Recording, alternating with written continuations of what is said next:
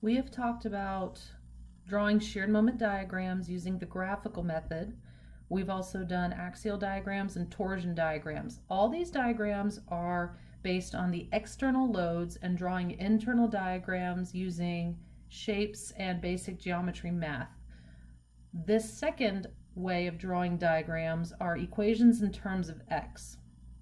And this is using mathematical means to find equations, and then we can then plot the equations to get our shear moment diagrams. Let's say we are given this simply supported beam with an evenly distributed load, and I want to find the equations for shear and moment, and I want to find the shear and moment diagrams. All right, so solving for my reactions, I have AX is equal to 0, AY is equal to 400 pounds acting up, and BY is equal to 400 pounds acting up.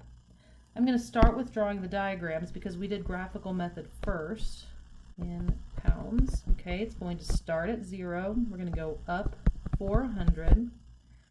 We are going to change the area under the diagram.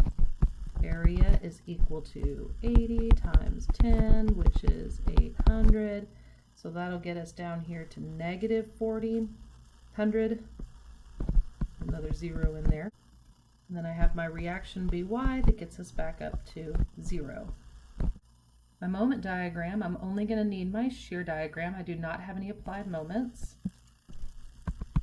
I do have a change in direction or a point of inflection here. This is symmetric, so that means that my distance is going to be in the middle at 5 feet. We can tell by the symmetry, or we could do similar triangles to prove that value.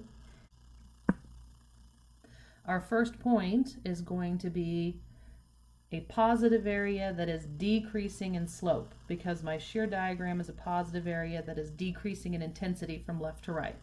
So it's going to go up here, and it's going to change the area under the curve. This area is equal to 1/2 base times height.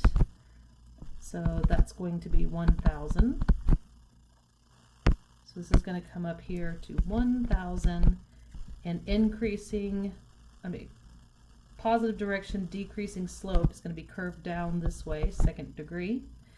This other area, due to symmetry, is equal to the exact same equation as up here, which is 1,000, only it is a negative area, and it is increasing, so it's going to come down here to 0. Then I'm going to draw my curve here that is increasing in slope in the negative direction. Now I've drawn both of these diagrams using graphical method, but let's solve it for equations in terms of x. To do this, I need to set up an origin x, and I'm going to set up my origin at point A. So that means that this is my y direction going up, and my x direction is going to the right. I am going to take a section, free body diagram of the section.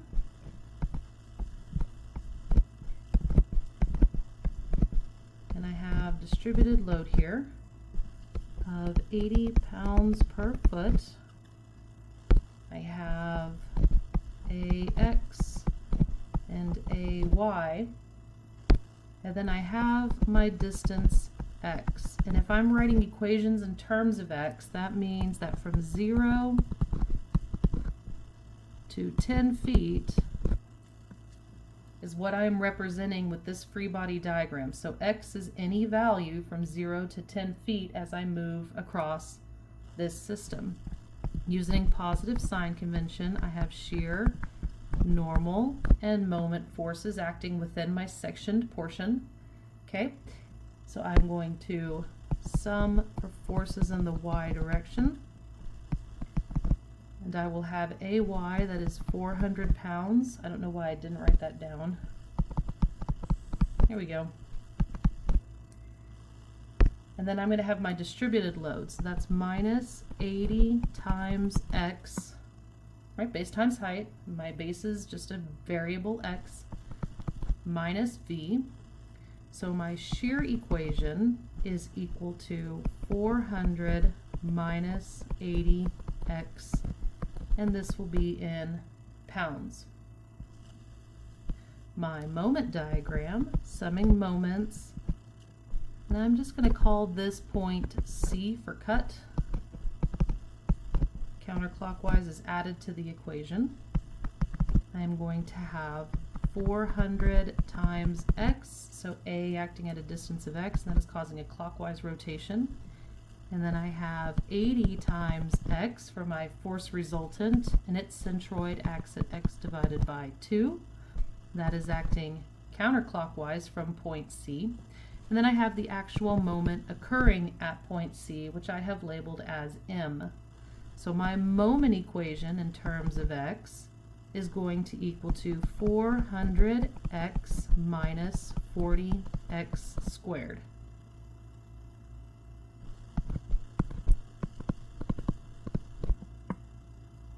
All right, and we see here that we've got a slope-intercept equation. We have a negative slope of 80 over 1, and we have a y-intercept of 400, which is what is showing up here. And then here we have a quadratic, 40x squared minus 400x, and we've got a second degree curve in our graphical method.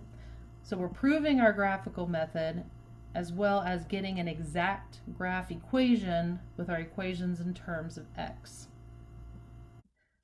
My first example, I drew shear and moment diagrams using the graphical method and then equations to show that they match the graphical method. But let's do this purely as it was intended and do the equations first and then draw the diagrams from the equations. So here I have a cantilever with a point load of 180 pounds and a moment of 300 pound-feet. And I want to do the shear and moment equations in terms of x, which is measured from A, and then to graph them. So solving first for my reactions at A, AY, AX, and moment at A, I find that AY is equal to 180 pounds. The x is equal to 0, and moment at A is a counterclockwise 600 pound-feet. All right. In this example, I have two loads and a cantilever, which are going to cause changes in the lines of my shear and moment diagrams. So I'm going to have to take two sections, and I'm going to represent those sections by just drawing a line and calling this section 1 and this section 2. We know from drawing shear and moment diagrams that we can look at this and say, hey, there's going to be a change in shear at 5 feet. So that's going to cause a change in moment between A and 5 feet. And then, of course, I have my change in moment from 5 to 13 feet. 12. 7 plus 5 is 12. So I've got two sections, two changes, okay? So I'm going to draw my first free body diagram. Free body diagram of section 1 taken towards the origin is going to include AY, which is 180 pounds, AX, and moment at A. And I want X to represent this distance from 0 to 5 feet, but I don't want it to include that 80 pounds at 5 feet, because then it won't be 0 to 5 feet, right? Because at 0 there's not a 180 pound load, it's just the reaction. So I'm going to write this as 0 less than or equal to x less than 5 feet. Okay, so just up to the load, but stopping right before it. I need my internal forces, so I have shear 1, normal 1, and moment 1. And I can sum from my forces in the y direction. And I have 180 minus shear 1. So shear 1 is equal to 180 pounds in the positive direction. I can then sum from my moments again about what I'm going to call C. And I can come over here and label a C. And 0 is equal to 600 minus 180 times distance x from C, and then moment 1 occurring at C. So moment 1 is going to equal to 180x minus 600, and this will be in pound feet for moment units. All right, now I'm going to take my next section. You will notice with my section 2 that I have taken my section in somewhere between that 7-foot span between the point load and the point moment. Okay, but I've taken it all the way back to A. The reason I did that is if we don't take it all the way back to A, then we have to go to an internal force section to an internal force section, and it's really messy. So I recommend starting all over back to the original free body diagram, taking your section and taking it all the way to the end of an absolute reaction location. In my case, A. So I've got my 3 reactions at A.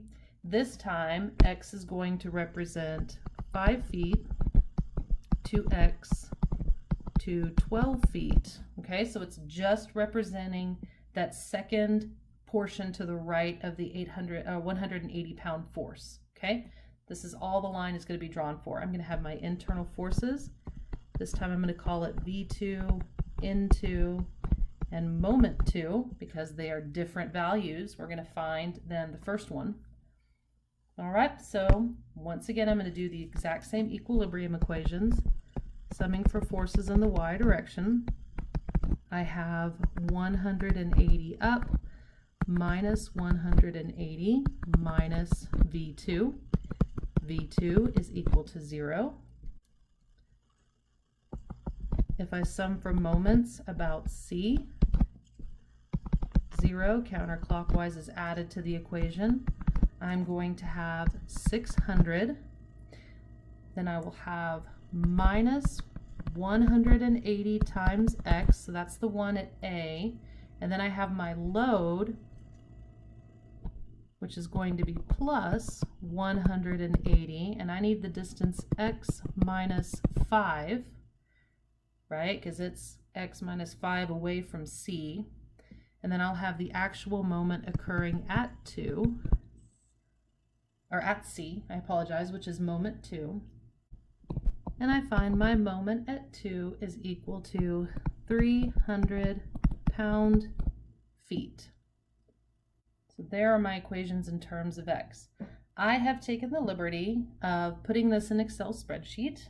So here's my Excel spreadsheet, and you can see I have the white squares are done with the first 5 feet, and then the gray squares are the last 7 feet. I did this in half-foot intervals. See here I have 2 5s because both of the equations represent that 5-foot point. One is just to the left of the load and one is just to the right of the load. Using my equations that I solved for on the previous page, I plotted my shear and moment diagrams. So here's my lovely blue line that shows a constant 180 for the first 5 feet and then a constant 0 for the last 7. And then we have our first degree slope line here for the first 5 feet, and then our constant 300 over the last 7. So these are plotting the diagrams using the equations that we solved for. Again, we can redraw these exact same diagrams with the graphical method and show how all these things are interrelated, right? So once again, proving how the shear and moment diagrams and the equations in terms of X are all related, I can come in here and draw my shear diagram. Shear positive and negative, and we are going to be in pounds. Starting at 0, I will move up 180 pounds. I have no change in load, so I will have no change in shear. Move to 180, and then I drop down 180 pounds, and then I have no load area, so I have no change in shear, so that remains at 0. My moment diagram in pound-feet, starting at 0, I have 600 pound-feet applied at A, that's going counterclockwise. That's positive, so I'm going to drop 600 on my diagram. And then I'm going to change the area under my shear diagram, which is 180 times 5, and that is equal to 900. That's a positive area that's constant, so I need to move in a positive constant slope. So that's going to get me up here to 300. And then I have no area under my shear diagram for the next 7 feet. So I have no change in moment for the next 7 feet. Then I have 300 counterclockwise, positive applied moment. So I'm going to drop 300 on my moment diagram, 0. And once again, you see that this graphical method diagram matches the plotted diagram in my Excel spreadsheet.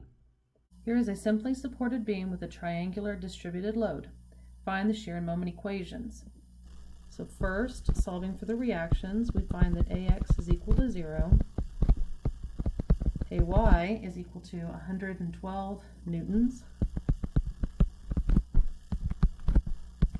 and BY is equal to 224 newtons. I have one load and a connector at the beginning and a connector at the end, so I'm only going to require one section here to solve for my equations in terms of X. Starting with the free body diagram of this section, going back to the origin, I have part of my distributed load, I have my reactions at A, I'm going to have my internal forces, shear, normal, and moment, and then I have my distributed load.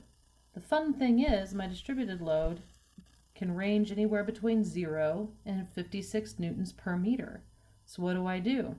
I need to find an equation for my distributed load line.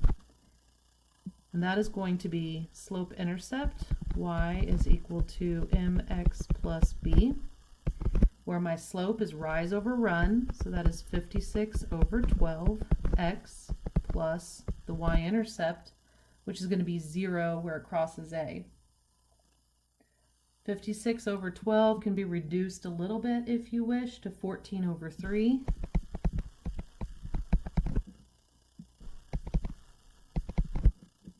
Which is where I would leave it. I don't like dealing with decimals too much. So this height is 14 over 3x. All right, with that information, I can sum for my forces in the y direction. And I will have 112 minus 1/2 base times height minus shear. And my shear equation for this system is going to equal to minus 7/3 x squared plus 112 newtons. I am next going to sum my moments about my cut or my section C. 0 is equal to 112 times x, and that is going clockwise, plus 1/2 base times height times the distance to the triangle centroid from C, which is going to be 1/3 of x, and then plus the moment occurring at C. So my moment equation is equal to minus 7/9 x cubed plus 112x, and we are going to be in Newton meters because it is a moment. This system is fixed at A, has a roller at B, and an internal hinge at C. Find the shear and moment equations. Solving for the reactions, we find that By is equal to 27 kilonewtons, that Ay is equal to 45 kilonewtons, Ax is equal to 0, and the moment at A is equal to 36 kilonewton meters. I have one continuous distributed load and my connectors are at both ends, so I'm only going to need one section for my equations in terms of x measured from A. The hinge is internal, and we only use it so far to solve for the reaction at B. So our free body diagram of this section is going to be a range of distance x, that's 0 to 4 meters. I have my internal forces, shear, normal, and moment. I have my distributed load, and I have my reactions at A, 45 and 36. I don't have the hinge drawn on here because honestly it doesn't matter if I'm before or after the hinge. The hinge is internal and doesn't show up on this section diagram. Using my equilibrium equations, summing for forces in the y direction, I have 45 minus 18 times x minus shear. And my shear equation is going to equal to 45 minus 18x in kilonewtons.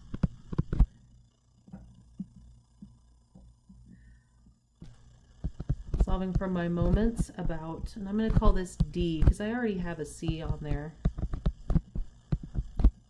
0 is equal to 36 minus 45 times x plus 18 times x, and then the distance to its centroid, x divided by 2 because it's a rectangle, and then the moment acting at D.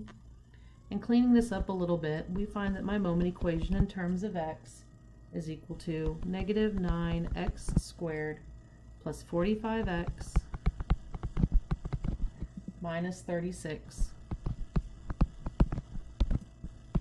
kilonewton meters. Now if you're wondering about the hinge is internal, but what we like about hinges is it's a place that we can take a section and I do not have internal moment. And I can prove that, right? So the hinge C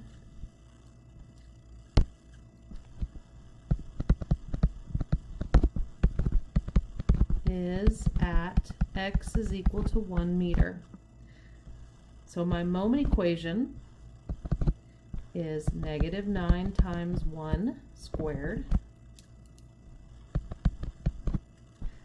plus 45 times 1 minus 36, right? Taking my moment equation that I just said represents from 0 to 4 and looking at it at one specific location, you will find that that moment is equal to 0, as it should be because there's a hinge there.